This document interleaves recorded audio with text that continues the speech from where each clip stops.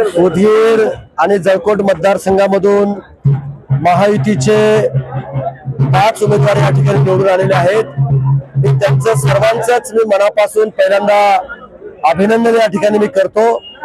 उदगीरच्या जनतेनं प्रचंड मोठा विश्वास आमच्यावरती त्या ठिकाणी दाखवलेला आहे आणि म्हणून त्या विश्वासाला पात्र राहून उदगीर ग्रामीण भागातील सर्व जनतेला ज्या काही नागरी सुविधा द्यायच्या, ज्या काही मूलभूत गरजा त्या ठिकाणी पुरवायच्या, ते पुरवण्याचं काम भविष्यकाळात आम्ही त्या ठिकाणी करू।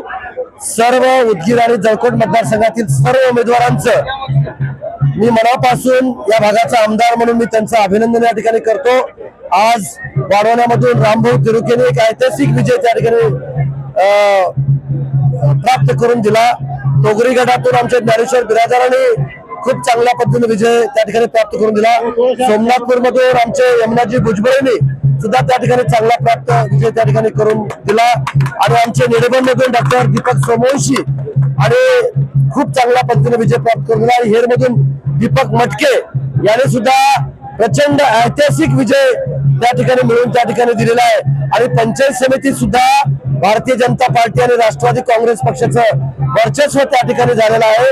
म्हणून मी सर्व माझ्या राष्ट्रवादी काँग्रेस आणि भारतीय जनता पार्टीचं आणि सर्व नेत्यांचं मी मनापासून या ठिकाणी आभार या ठिकाणी व्यक्त करतो।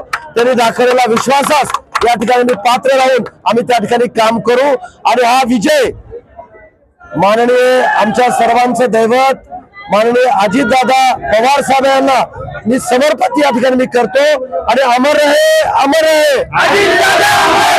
धन्यवाद।